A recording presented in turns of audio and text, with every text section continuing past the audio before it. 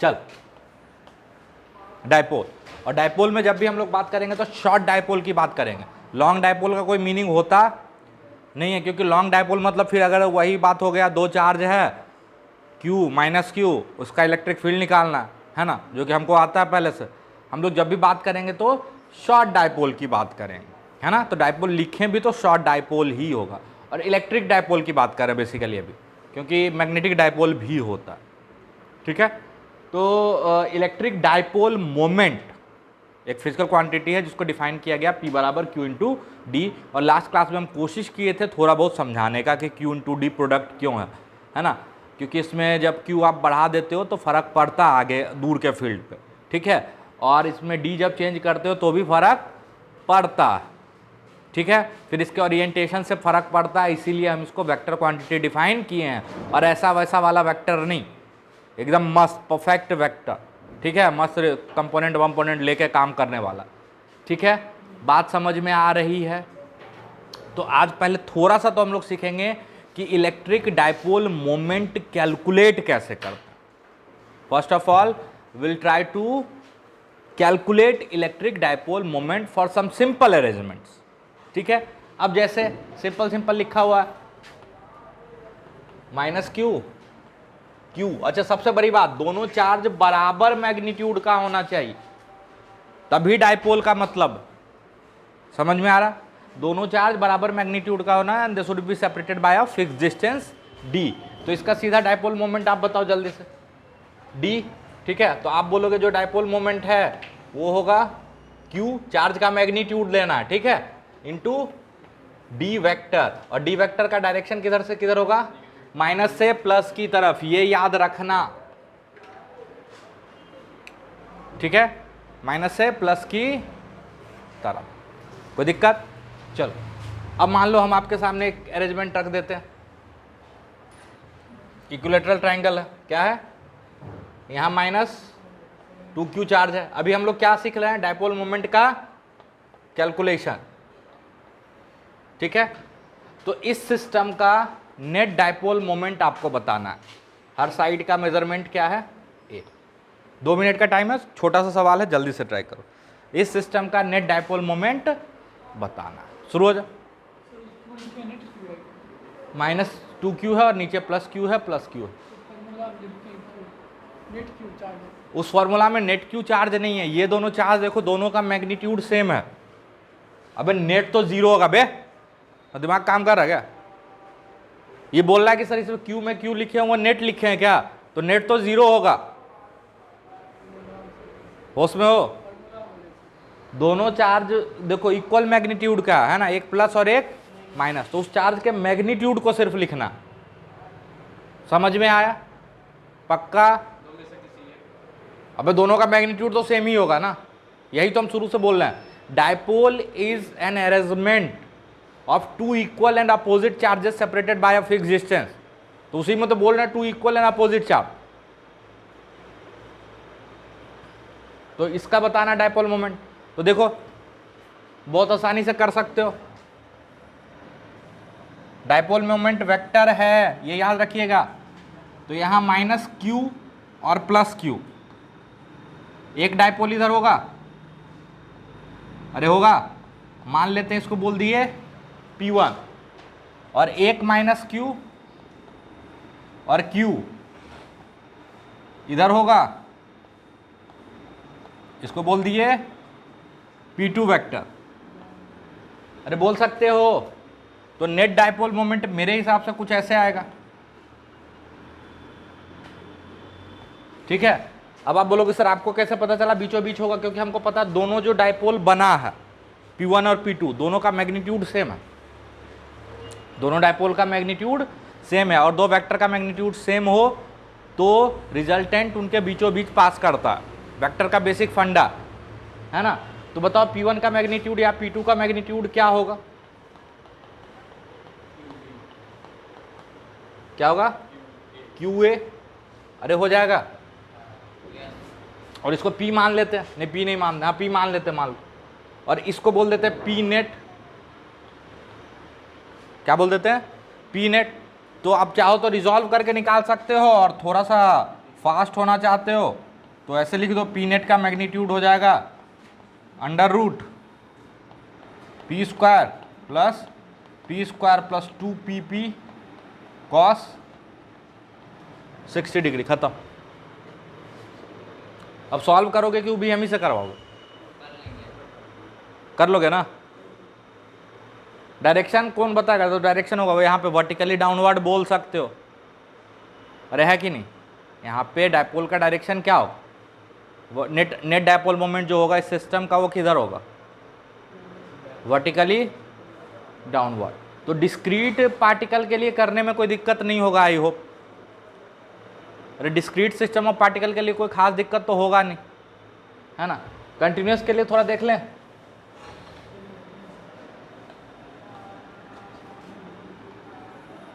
यहां पे हम एक्सिस दे देते हैं आपको, आपकी सुविधा के लिए, एक्स वाई। ठीक है? कहां घूम रहा है तू? ये आर्क है, क्या है? आर्क, जिसका रेडियस है आर। इस पे निगेटिव चार्ज है मान लो। टोटल निगेटिव चार्ज कितना है? -Q। और यहां पे एक सिंगल पॉजिटिव चार्ज पड़ा हुआ +Q। ठीक है?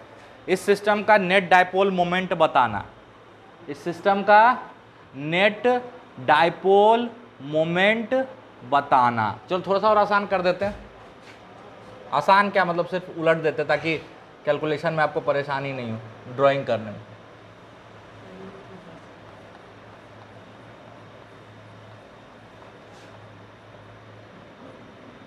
ठीक है, चलो शुरू करो।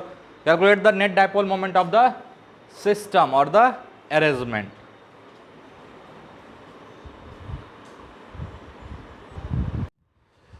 देखो यहां पे छोटा सा चार्ज ले लेते हैं dq। ठीक है? इससे भी dq और इससे भी dq। क्या करते हैं हम, यहां से थीटा एंगल पे चले जाते हैं और d थीटा का एलिमेंट काट लेते हैं।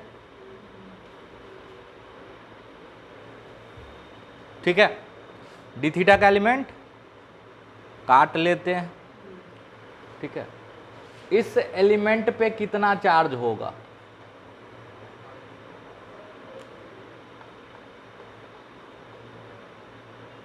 Lambda R D theta, lambda R D theta. Lambda क्या होगा?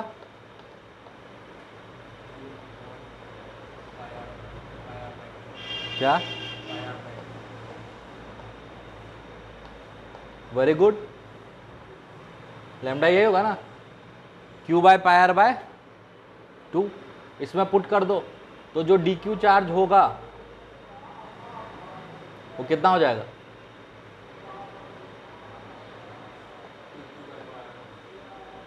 To Q. अबे आर तो कट जाएगा, लैम्डा यहां पुट करोगे ना तो क्या बचेगा? Pi D theta. ठीक, अब ये कैसे हो गया सर? अब लैम्डा होता है चार्ज पर यूनिट लेंथ, तो टोटल लेंथ कितना होगा इस आर्क का? πr/2,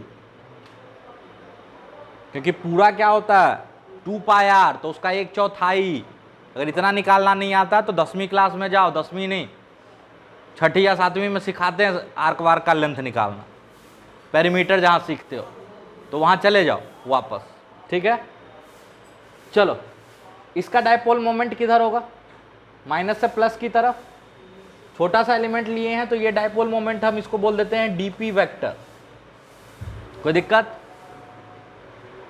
इस डीपी वेक्टर का मैग्नीट्यूड क्या होगा जल्दी बता दो? मैग्नीट्यूड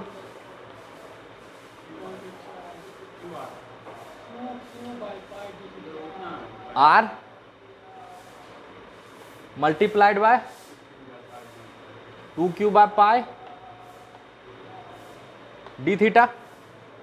अरे होगा, इंटीग्रेट मार दें टोटल डायपोल मोमेंट निकालने के लिए? नहीं मार सकते, नहीं मार सकते।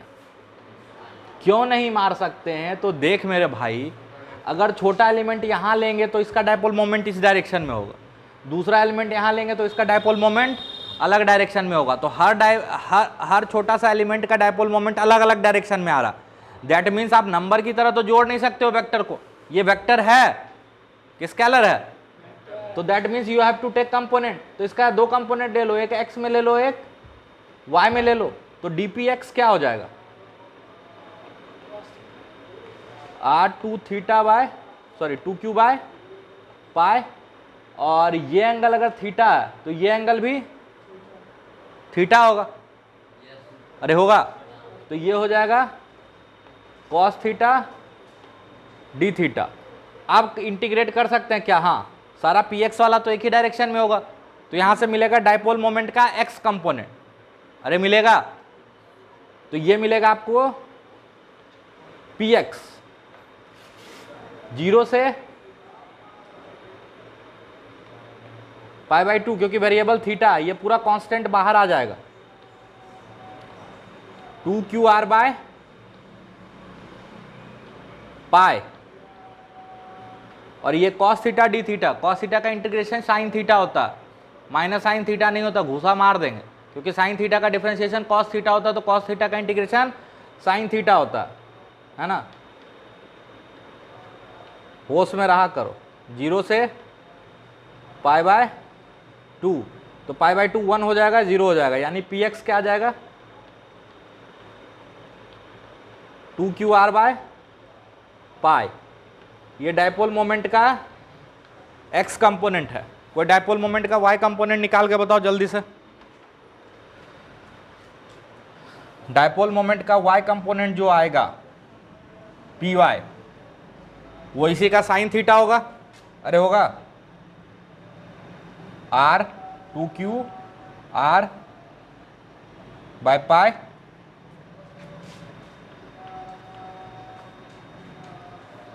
Sign theta. कुछ गड़बड़ कर दिए क्या? D theta, sine theta D theta का इंटीग्रेशन क्या हो जाएगा? Cos theta. क्या हो जाएगा? Cos theta, cos theta minus sine के साथ, और यहाँ लिमिट हो जाएगा 0 से पाई/2। तो इसको सीधा कर दोगे तो ये हो जाएगा cos 0 माइनस cos पाई/2। तो ये भी क्या आ जाएगा? 1। तो py भी कितना आ जाएगा?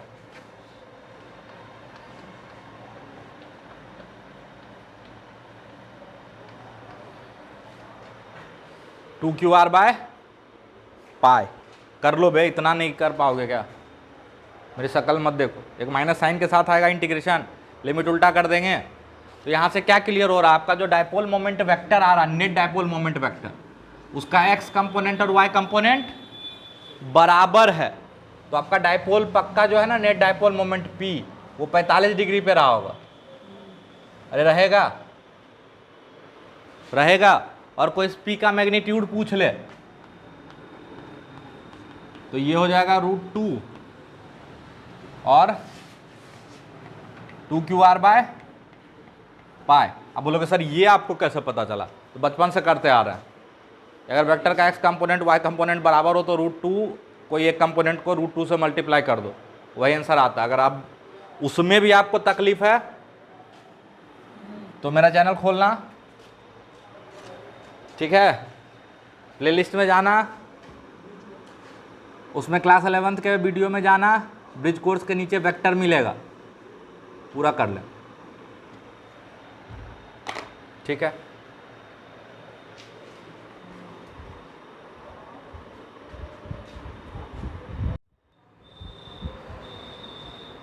ठीक है, तो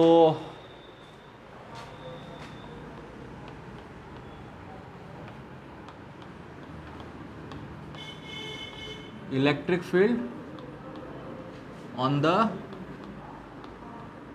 axis of a dipole. Axis क्या होता है समझ में आ जाएगा, परेशान होने वाली बात नहीं है। ये माइनस q है, ये q है, तो ये जो डायपोल मोमेंट वेक्टर होगा यहाँ पे वो इस डायरेक्शन में होगा, माइनस से प्लस की तरफ, और इसके बीच का सेपरेशन अगर d है तो ये हो जाएगा QD। ठीक है, देखो इस डायपोल के अलोंग जो लाइन है, ठीक है, इसको बोलते हैं हम लोग एक्सियल। इस पे कोई भी पॉइंट लेंगे तो बोलेंगे एक्सियल पॉइंट। क्या बोलेंगे? Axial point. ठीक, तो इसके सेंटर से मान लो r दूरी पे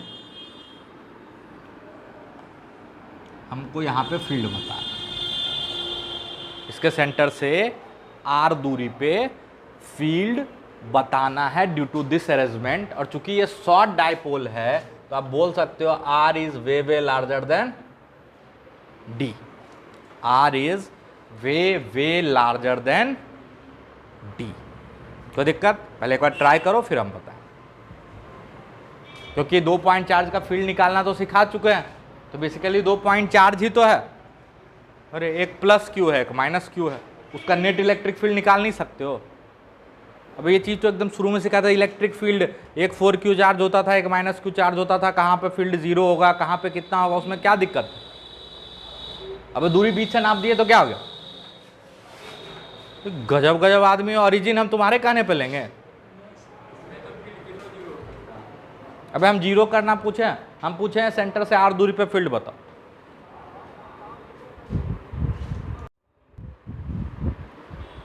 चलो देखो, इस Q के कारण फील्ड इधर होगा, मान लेते हैं E+, और इस Q के कारण फील्ड इधर होगा, मान लेते हैं E-। पहले तो ये बताओ किसका फील्ड बड़ा होगा मैग्नीट्यूड में? मैग्नीट्यूड में किसका बड़ा होगा? प्लस वाले का बड़ा होगा क्योंकि वो नजदीक है, और माइनस वाला दूर है। ठीक है, तो E+ क्या होगा? E+ का मैग्नीट्यूड बताओ तो पहले तो। E+ का मैग्नीट्यूड हो जाएगा KQ/R, ये दूरी हो जाएगा R माइनस का होल स्क्वायर। ठीक है, और E- क्या होगा? हम सिर्फ मैग्नीट्यूड लिख रहे हैं, KQ/R+ d/2 का whole square. Net electric field जो होगा उसका जो मैग्नीट्यूड होगा वो इधर होगा। ई नेट लिखो या ई एक्सियल लिख देते हैं हम। ठीक है, एक्सियल पॉइंट पे जो इलेक्ट्रिक फील्ड होगा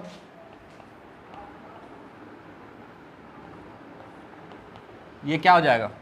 E+ माइनस E-। अरे हो जाएगा। अरे वेक्टर दो अपोजिट डायरेक्शन में तो कैसे करते? सीधा सीधा घटा देते हैं ना।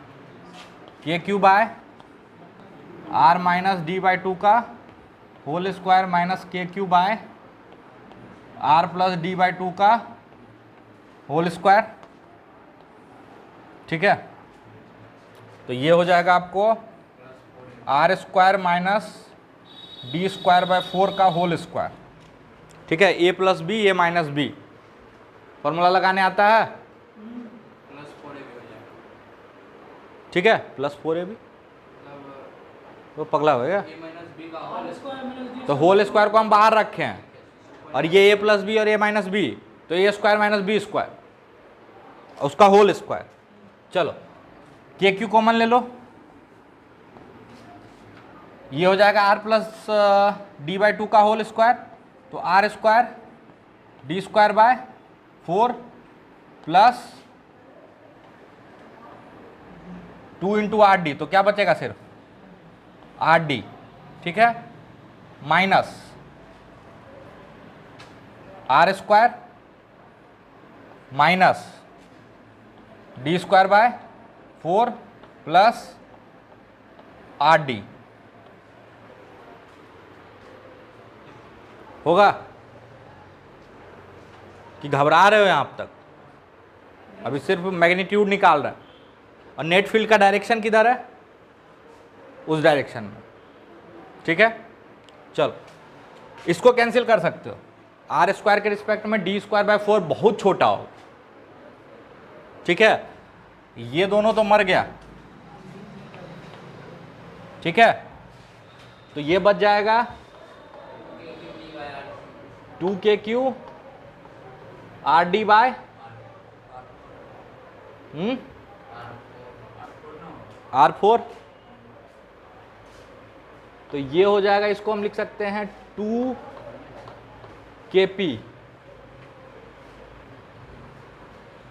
ये कैसे हो जाएगा, देखो ध्यान से देखना, 2k, तो qd को हम क्या लिख सकते हैं, p का मैग्नीट्यूड, तो 2kp बाय r3। ठीक है, और डायरेक्शन किधर होगा, अगर हम बोल ले एक्सियल पॉइंट पे जो इलेक्ट्रिक फील्ड है वो डायपोल के ही डायरेक्शन में है, तो हम इसको ऐसे भी तो लिख सकते हैं,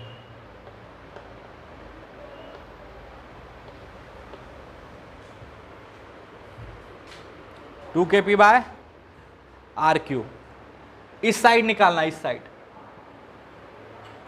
ठीक है, इस साइड निकालोगे तो इस माइनस वाले का इधर होगा फील्ड, और कहते यस, अब माइनस का इधर होगा। ठीक है, और प्लस क्यू का इधर होगा, बड़ा किसका फील्ड होगा, माइनस वाले का, तो यहां पे नेट फील्ड जनरेट इसी तरफ होगा, और यहां पे भी वही फॉर्मूला आएगा। घर पे करके देखना, हम करके दिखा नहीं रहे हैं, मतलब एक्सियल पॉइंट चाहे प्लस क्यू के साइड हो या माइनस क्यू के साइड हो, डायपोल सॉरी इलेक्ट्रिक फील्ड का जो फॉर्मूला आएगा एक्सियल पॉइंट पे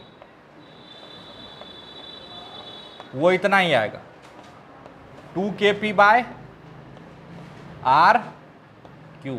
अब यहां पे एक चीज देखने वाली बात है, अगर सिंगल चार्ज होता तो उसका फील्ड R स्क्वायर के इनवर्सली प्रोपोर्शनल होता है ना, लेकिन इसका फील्ड कैसे वेरी कर रहा है, R3, मतलब फील्ड तेजी से घटता है, डायपोल से दूर जाने पे इसका फील्ड तेजी से घटता है, समझ में आया, बट जीरो नहीं हो जाता सीधा सीधा, उस अरेंजमेंट के रिस्पेक्ट में तेजी से घटता है। जैसे +5q और -3q लोगे तो नेट क्या हो जाएगा, +2q, तो दूर जाओगे तो +2q के हिसाब से कैसे घटेगा, 1/r² के हिसाब से, लेकिन यहाँ 1/r² के हिसाब से नहीं घटता है, 1/r³ के रेट से घटता है एक्सियल पॉइंट पे। कोई दिक्कत, पक्का, जल्दी से लिख लो, फिर इक्वेटोरियल पॉइंट पे लिखेंगे। हाँ, इक्वेटोरियल पॉइंट पे निकालेंगे, जल्दी लिखो।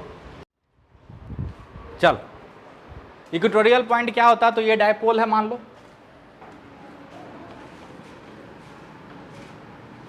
-q +q, सेपरेशन क्या है, d, यहां से मान लो r दूरी चले गए यहां, इसको कौन सा पॉइंट बोलोगे, हाँ, इसी को बोलते हैं इक्वेटोरियल पॉइंट। ठीक है, वो जो परपेंडिकुलर लाइन होता है ना, उसी को बोलते हैं। कोई दिक्कत, तो यहाँ पे बताना है इलेक्ट्रिक फील्ड। अब कम से कम इज्जत रख लो, ठीक है, और इसको बना के दिखाओ जल्दी से, R/2 सॉरी D/2 यहाँ पे फील्ड निकाल के दिखाओ जल्दी से।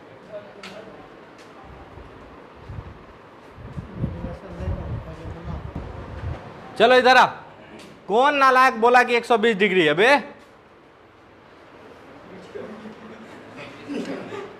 हम तो कभी नहीं बोले, हम तो किसी भी आर पे दे सकते हैं, ये आर बिल्कुल, इसके बस इतना है कि यहाँ पे ये आपको एक कंडीशन है कि R is way larger than D.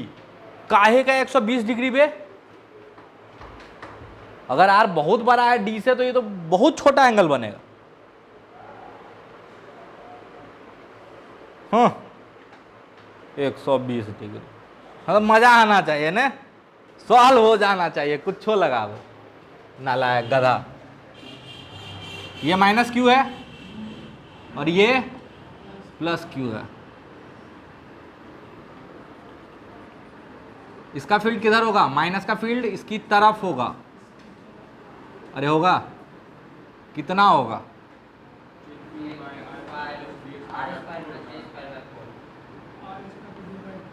Are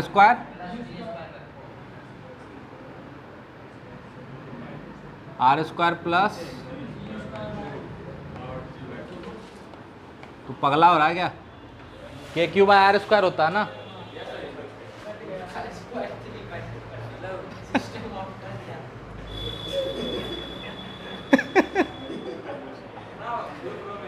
हाँ, तुम तो रिंग पे चला गया है ना, मतलब याद करने बोले तो ऐसा याद किया कि सब में वही लगा देंगे। Good, pretty good. चलो, इसका फील्ड किधर होगा,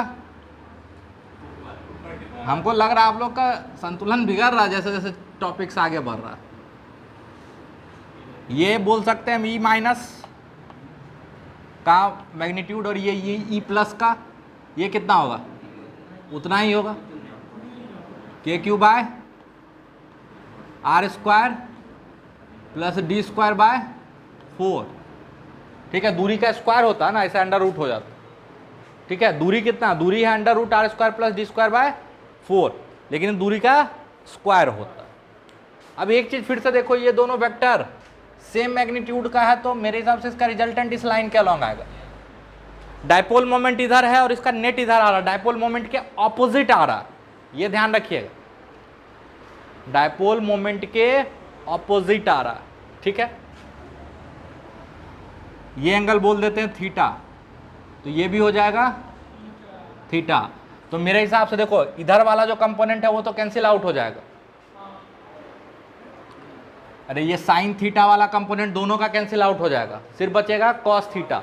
तो ई नेट जो होगा, ध्यान से सुनना, बिल्कुल ध्यान से सुनना, ई नेट का जो मैग्नीट्यूड हो जाएगा वो हो जाएगा 2 ई प्लस या ई माइनस कॉस थीटा।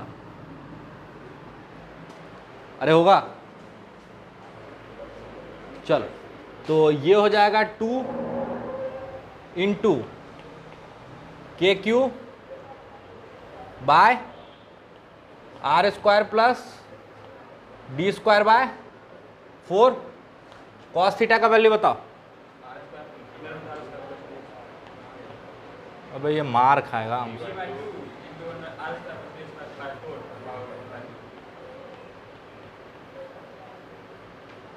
ठीक है, तो ये 2 से 2 मार दें, अरे मार दें,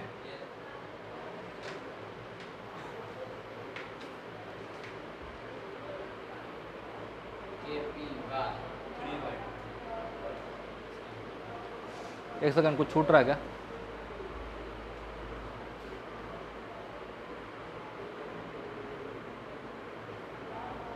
थीटा नहीं, ठीक है, चलो, के क्यू डी बाय, ये हो जाएगा आपका favourite R square plus D square by 4 पे पावर 3/2। ठीक है, चलो, ये इसको इग्नोर मार सकते हो, इसको इग्नोर मार दोगे तो बच जाएगा K Q D upon R Q. ठीक है, तो ये हो जाएगा के पी बाय, वहाँ पे 2 के पी बाय आर क्यू आया था, यहाँ पे के पी बाय आर क्यू आ रहा है और डायरेक्शन उल्टा है, तो ई इक्वेटोरियल जो होगा, अगर वेक्टर फॉर्म में लिखोगे तो इसको ऐसे लिख सकते हो, minus K P by R Q. ठीक है, minus K P by R Q. तो ये तो 2 स्पेशल पॉइंट पे फील्ड निकालना हुआ। हाँ बोल, 2e प्लस कॉस थीटा नहीं समझ में, इसका एक कॉस थीटा और इसका एक कॉस थीटा, तो ट्वाइस ऑफ कॉस थीटा, दोनों तो मैग्नीट्यूड में बराबर है, इसीलिए लिख दिया 2e प्लस कॉस थीटा या e माइनस कॉस थीटा, बोले तो थे बे, आप समझने में रह जाते हो, लिखते हो नहीं, और बाद में जब लिखना होता है तो समझना वाला भूल जाते हैं। है ना। अरे ई प्लस और ई माइनस मैग्नीट्यूड में सेम है ना, इसीलिए हम लिख दिए यहाँ पे। ये ई प्लस ही जरूरी नहीं है, ई माइनस भी लिख दो तो चलेगा, ठीक है। अच्छा, ई प्लस ई माइनस क्या रिप्रेजेंट करता है? Electric field due to positive charge and negative charge, और कुछ नहीं। बस ऐसे कि आप कंफ्यूज ना हो दोनों के इलेक्ट्रिक फील्ड में। अब बात आता है कि भाई ये तो दो स्पेशल पॉइंट पे आ गया, फिर हम तो जनरल पॉइंट पे जानना चाहते हैं कि एक डायपोल है P, ठीक है, इससे r दूरी पे थीटा एंगल बनाता हुआ एक पॉइंट है, ठीक है। इस पॉइंट पे इलेक्ट्रिक फील्ड बताना। शुरू हो जाओ। क्या सर हैं, सवाल दे तो 2 जोड़ 2 4, एग्जाम में पूछ रहे तो 2 जोड़ 2 भाग 2 हैं, अबे बन जाएगा। बस इतना ध्यान में रखना है कि डायपोल वेक्टर है। देखो ध्यान से, हम आपको बार बार बोल रहे हैं कि डायपोल वेक्टर है, परफेक्ट वेक्टर है ना। कहीं कोई लोचा नहीं है कि भाई यहां तक काम करेगा यहां काम नहीं करेगा। जैसे वेक्टर के साथ आप खेल सकते हो वैसे इस डायपोल के साथ भी खेल सकते हो, ठीक है। 2 पॉइंट पे हम निकालना सीख लिए। कौन कौन सा पॉइंट? इक्वेटोरियल पॉइंट और एक्सियल पॉइंट। एक्सियल पॉइंट पे डायपोल मोमेंट जो इलेक्ट्रिक फील्ड जो आता है वो डायपोल के डायरेक्शन में आता है। इक्वेटोरियल पॉइंट पे डायपोल के ऑपोजिट डायरेक्शन में आता है। क्या दिक्कत? तो हम बोले कि एक डायपोल है मेरा, मान लो, टॉपिक लिख लेना, electric field on general point, ठीक है। एक डायपोल P है, ठीक है, और यहां से r दूरी पे पॉइंट है जहां पे हमको इलेक्ट्रिक फील्ड निकालना है। हम इक्वेटोरियल और एक्सियल पॉइंट पे निकालना जानते हैं, अरे जानते हैं ना। तो क्यों ना ऐसा करें कि इस डायपोल को ऐसे तोड़ें कि ये पॉइंट एक के लिए इक्वेटोरियल हो जाए और एक के लिए एक्सियल हो जाए। तो इस डायपोल का एक कंपोनेंट इधर हो जाएगा मेरे हिसाब से, P cos थीटा, अरे होगा, इसको बोल देते हैं P1। एक अलग डायपोल मान लेंगे, कोई दिक्कत नहीं, मस्त। और इसका एक कंपोनेंट इधर हो जाएगा P sin थीटा, और इसको दूसरा डायपोल बोल देते हैं P2। अच्छा, P1 के कारण जो इलेक्ट्रिक फील्ड है उसको बोल देते हैं E1। P1 का कौन सा पॉइंट है? ये P1 डायपोल के लिए कौन सा पॉइंट है? एक्सियल पॉइंट है, अरे है ना। तो एक्सियल पॉइंट पे E1 जो होगा वो ऐसे होगा, उसी डायपोल के डायरेक्शन में, और इसका वैल्यू क्या हो जाएगा? 2kP1 bye RQ।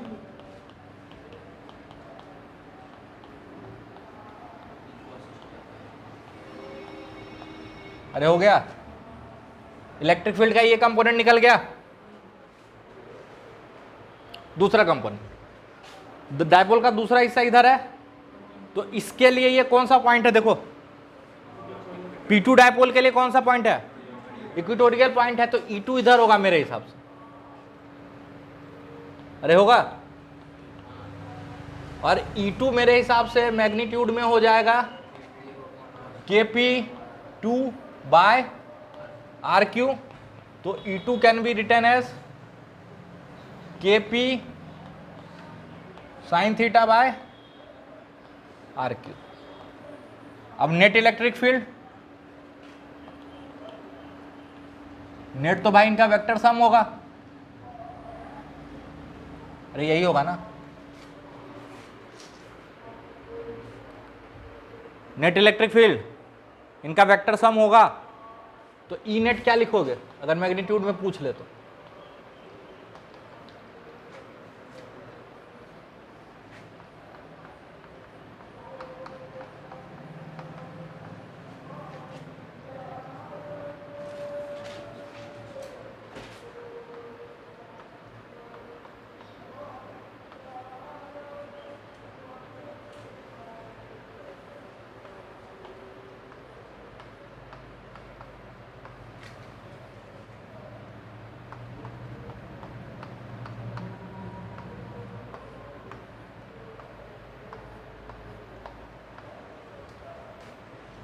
ये है ना, तो यहाँ से KP/RQ तो बाहर आ जाएगा, ठीक है, और 4 cos square theta plus sine square theta, तो sine square theta plus cos square theta 1 हो गया, और बच जाएगा 3 cos स्क्वायर थीटा, तो ये हो जाएगा √3 cos square theta plus 1। E net का मैग्नीट्यूड है ये।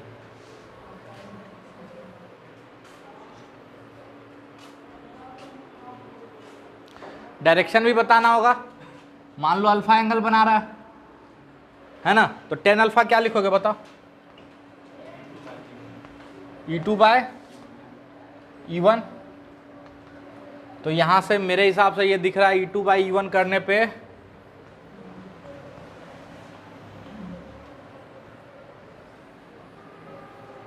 1/2 tan थीटा।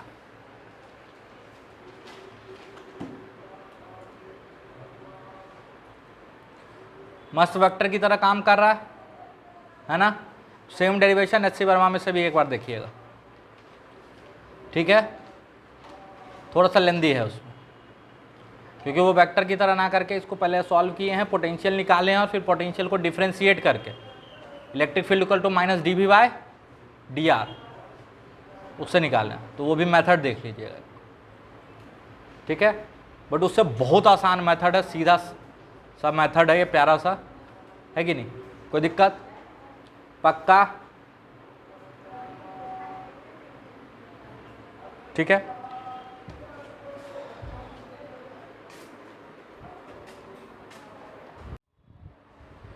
देखो ये तो 2D में सॉल्व करने के लिए काफ़ी आसान है, लेकिन जैसे ही 3D में चले जाएंगे तो इससे किसी भी जनरल पॉइंट पे फील्ड बता पाना काफ़ी मुश्किल हो जाए, ठीक है, काफ़ी मुश्किल हो जाए।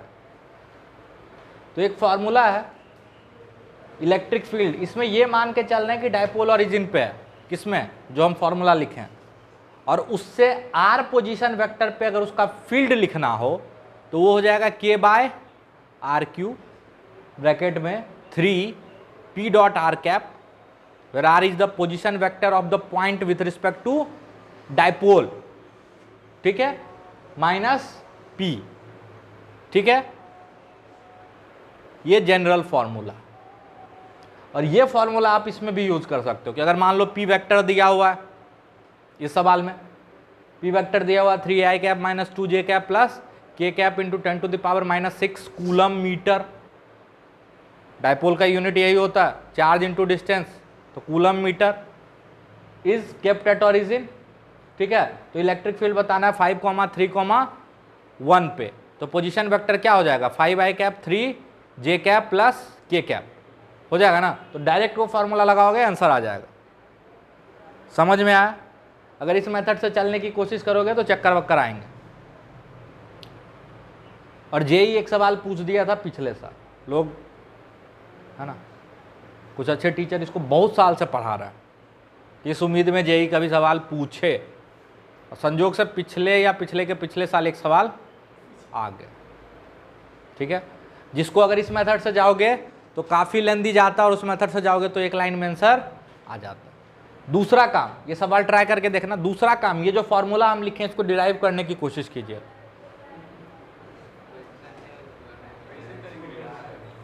कैसे करेंगे?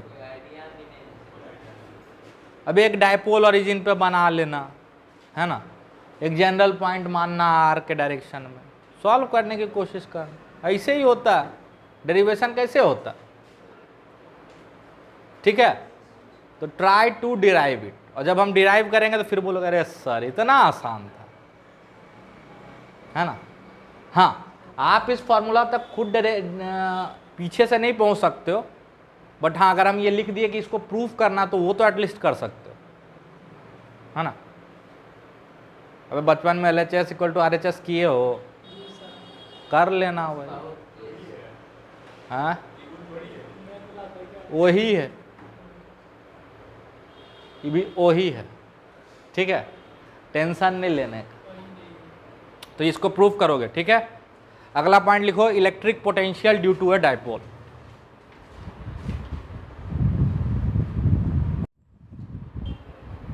अच्छा, पॉइंट चार्ज के लिए फील्ड कैसे वेरी करता है? रेडी, अबे 1/r² से, 1/r² से, और डायपोल के लिए 1/r³ से, ठीक है। पॉइंट चार्ज के लिए पोटेंशियल कैसे वेरी करता है? r से, इसके लिए वेरी करेगा 1/r²। कैसे वेरी करेगा? 1/r², ठीक है। चलो जल्दी से करते हैं।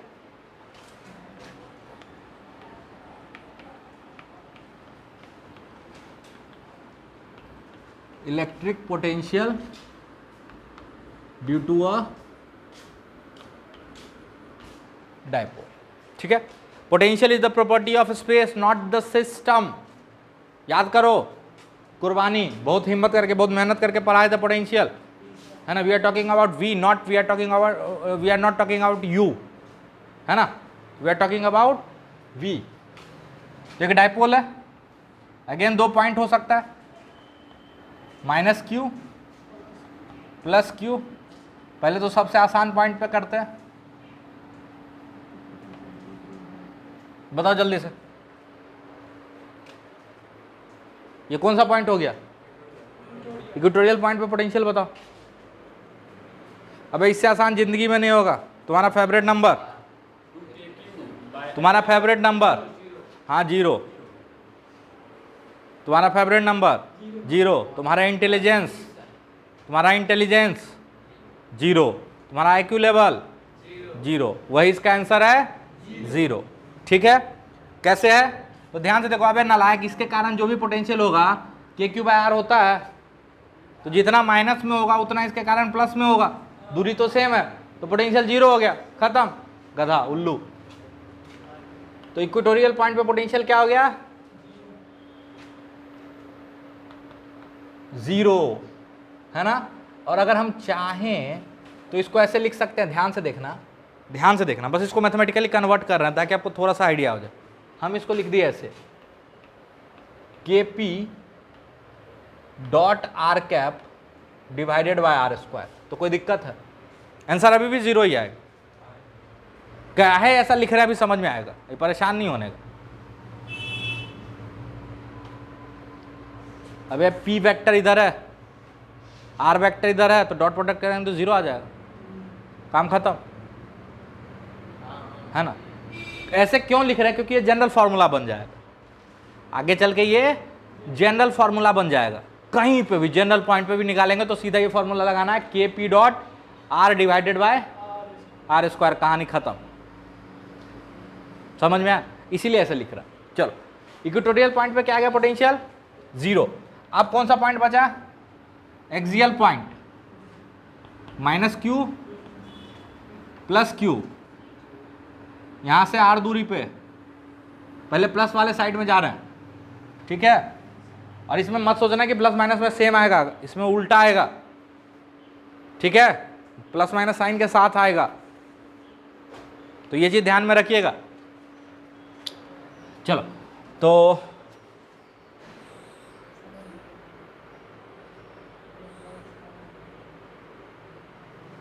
यहां पे आ रहे हैं, कहां पे जा रहे हैं? एक्सियल पॉइंट पे, सॉरी। तो ये हो गया d/2। तो potential due to positive charge क्या लिखोगे? KQ/R minus d/2। समझदार हो रहे हो आप। और potential due to negative charge KQ/R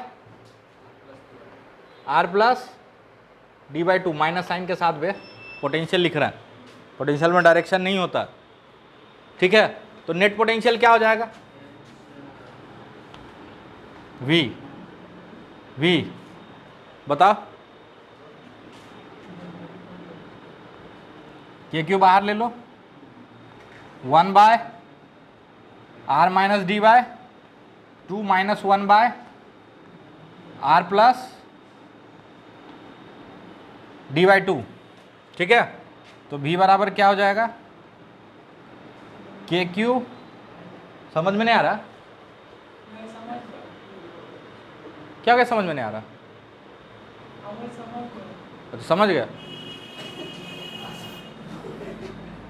are plus D by two, sorry अब minus R plus D by two divided by R square minus D square by 4, ignore मार दिए, है ना। तो पोटेंशियल क्या आ गया, आर से आर कैंसिल आउट हो जाएगा, वहां पे बचेगा के Q D by to D के पी बाय आर स्क्वायर, के पी बाय आर स्क्वायर। अच्छा यहाँ पे पी वेक्टर और आर वेक्टर की अगर बात करें तो दोनों के बीच का एंगल क्या है, जीरो, जीरो। अगर हम इस पोटेंशियल को ऐसे लिख दें K P dot R cap by R square, तब भी यही होगा।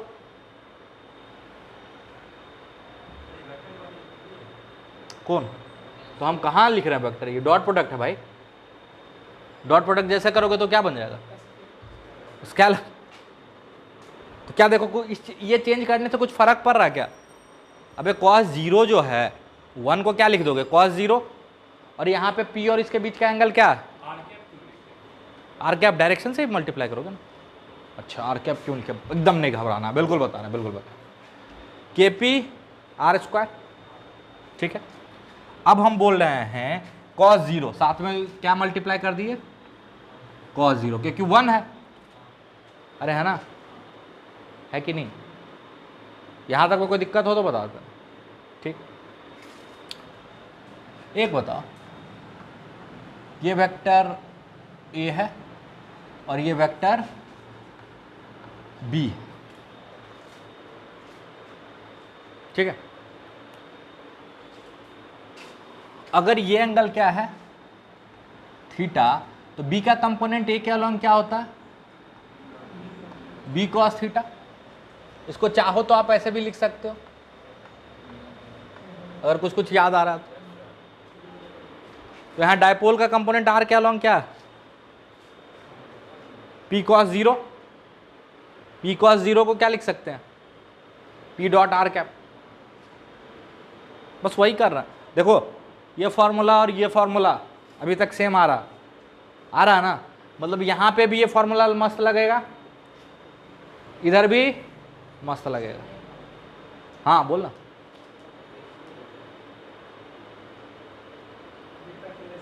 नहीं समझ में आया, सुन,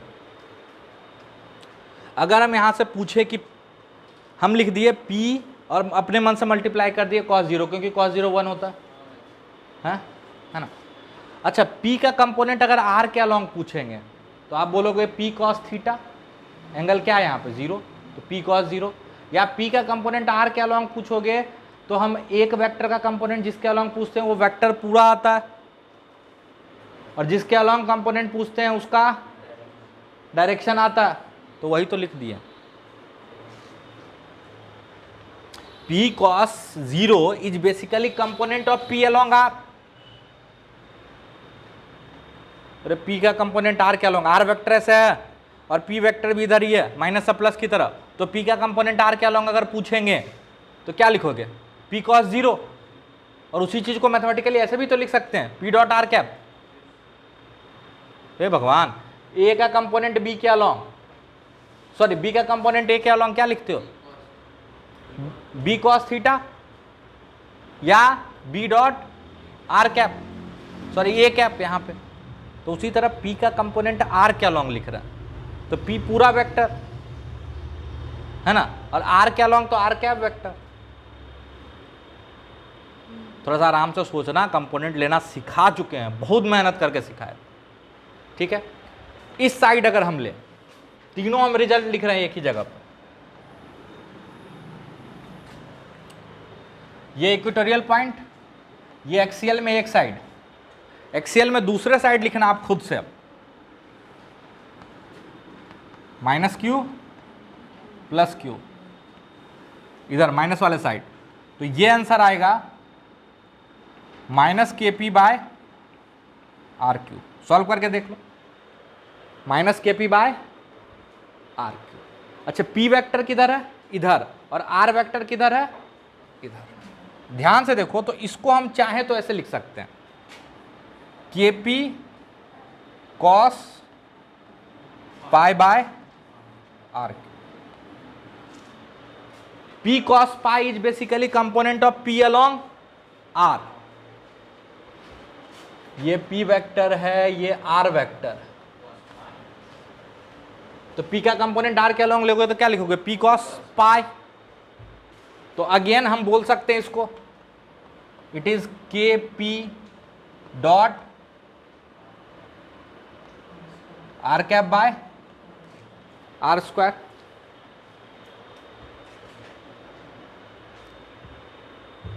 कुछ नहीं समझ में आ रहा, अरे कुछ भी समझ में नहीं आ रहा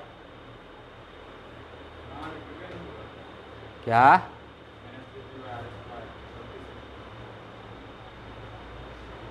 तो -1 जो है उसको कॉस पाई लिख दिए।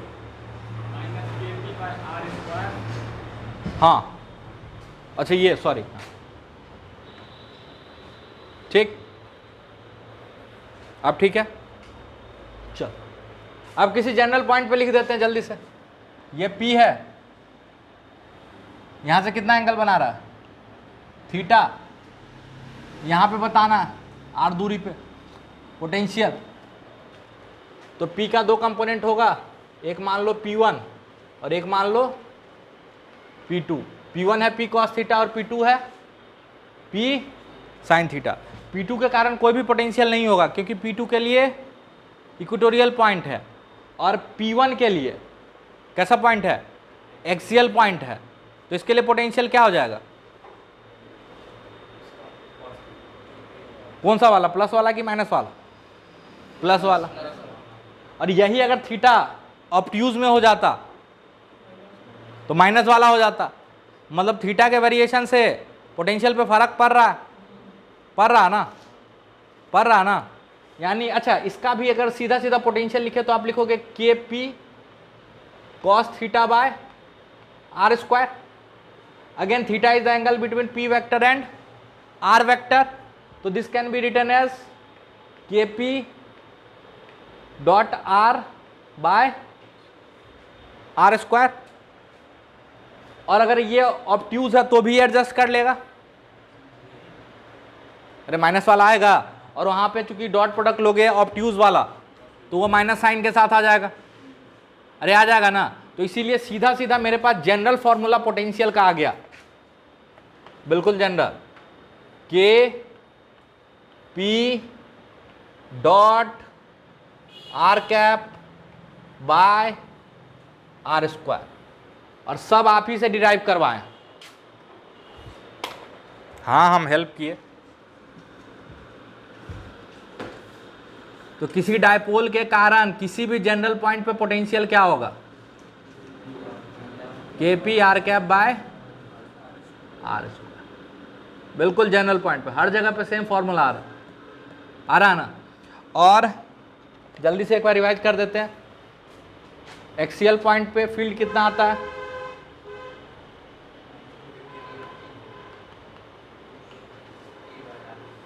टू के पी, और इक्वेटोरियल पॉइंट पे उल्टा होता फील्ड पी के। और नेट फील्ड क्या आता है,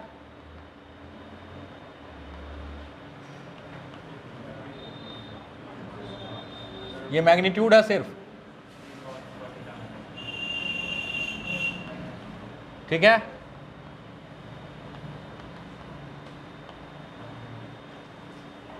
ठीक है। और अगर बिल्कुल सबसे जनरल फॉर्मूला इलेक्ट्रिक फील्ड का, K by R Q into P dot, sorry 3p dot R cap minus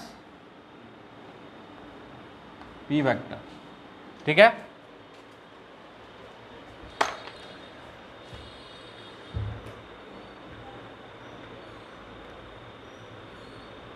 यहाँ तक में कोई दिक्कत तो लिख लो जल्दी से, सब चीज़ लिख लो।